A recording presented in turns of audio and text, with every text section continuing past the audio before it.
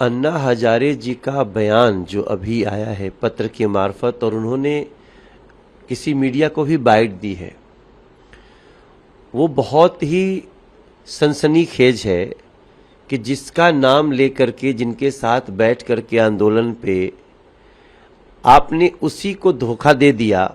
और आज सबसे ज़्यादा दुखी वो हैं, उनका पत्र जो है वो सीधे सीधे एक बहुत बड़ा सवाल उठाता है अरविंद केजरीवाल जी पर।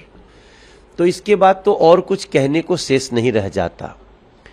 जब अन्ना हजारे इतने दुखी हैं और उन्होंने लिखा है कि लगातार शराब घोटाले की आ रहे समाचारों से मैं बहुत आहत हूं, तो ऐसी स्थिति में भी ये सवाल उठता है कि क्या अरविंद केजरीवाल अन्ना हजारे की चिंता को अपने चिंतन में लाएंगे, इसका जवाब देंगे? मुझे नहीं लगता है, क्योंकि स्वराज की बात करके अब ये अपराध राज में पहुंच गए हैं, स्वराज की बात करके शराब राज पे पहुंच गए हैं। अन्ना हजारे साहब की चिट्ठी भी हमारे इस लाइन की पूर्ति करती है कि कहां स्वराज की बात करने वाले आज शराब राज की चर्चा पे, अपराध राज के लिए आरोपी हैं।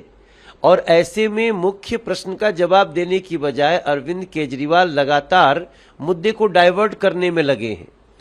इसको हम लोग क्रिमिनल माइंड बोलते हैं, जो भी देश में इसको एक आपराधिक मस्तिष्क की उपज माना जाता है।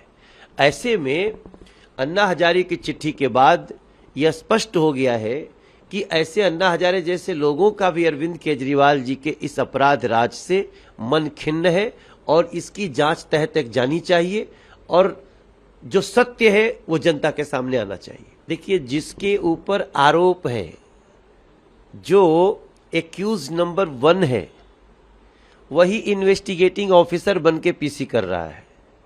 हैरानी है हमको कि जिसकी जांच हो रही है वो ही हर 1 घंटे बाद, 2 घंटे बाद, 1 दिन बाद, 2 दिन बाद वो एक नए इशू को लेकर के आ जाते हैं। इन्वेस्टिगेटिंग ऑफिसर है ना इस केस का, एजेंसी है ना, सीबीआई है ना, वो बताएगी क्या मिला क्या नहीं मिला। इतनी हड़बड़ाहट, इतनी बौखलाहट मनीष सिसोदिया जी को क्यों है? मैं समझता हूं सारी कड़ियों को जोड़ा जा रहा है, सीबीआई उसको जोड़ रही है, और क्या मिला क्या नहीं मिला ये आरोपी नहीं बताएगा, ये तो जांच एजेंसी बताएगी। लेकिन उसके पहले की बौखलाहट बता रही है कि कुछ न कुछ तो है जो बहुत बड़ा है, जिसको मनीष सिसोदिया जी छुपाना चाहते हैं।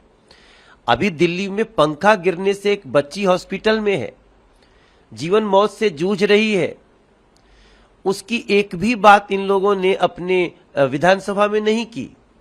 क्यों नहीं की?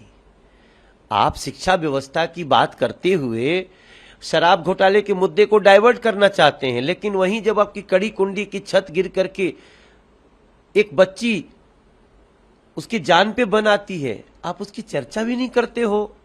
आज दिल्ली के अभिभावकों की क्या स्थिति होगी? तो मेरा मानना है कि अभी तो शराब घोटाले की जांच चली रही है, तब तक शिक्षा घोटाले में भी जांच की शुरुआत होने जा रही है। हमने उसका कंप्लेन किया है। 5 लाख का कमरा 33 लाख में बनने की रिपोर्ट आ गई है, और छत कैसी है? कड़ी कुंडी की। होता क्या है? पंखे गिरते हैं, ये इनके चरित्र भी गिर रहे हैं, बच्चों के सर पे पंखे भी गिर रहे हैं। ये लगातार देखिए दिल्ली में जो हो रहा है, अब मैं नहीं, दिल्ली की जनता जवाब चाहती है, और अरविंद केजरीवाल, मनीष सिसोदिया जी को जवाब देना ही पड़ेगा।